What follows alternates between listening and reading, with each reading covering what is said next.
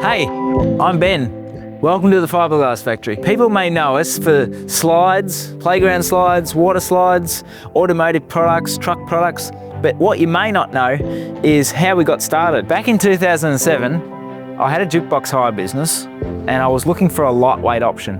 Now, I met a bloke on the internet who knew about fiberglass and introduced me. I went and spent some time with him in Sydney. He showed me how to fiberglass. That really got me enthusiastic about making fiberglass products for Bedford bands. So I started making them in my parents' garage. What started as a hobby turned into something so much bigger. What I really love about fiberglass is its endless possibilities. Whatever you can dream up, you can create it. We've gone from a one-man show to a family business. Beck joined in 2012. We've continued to raise a family while building this business. It's been a journey of hard work, long days, lots of lessons, plenty of challenges, but we wouldn't have it any other way. Like every business, we faced our challenges along the way.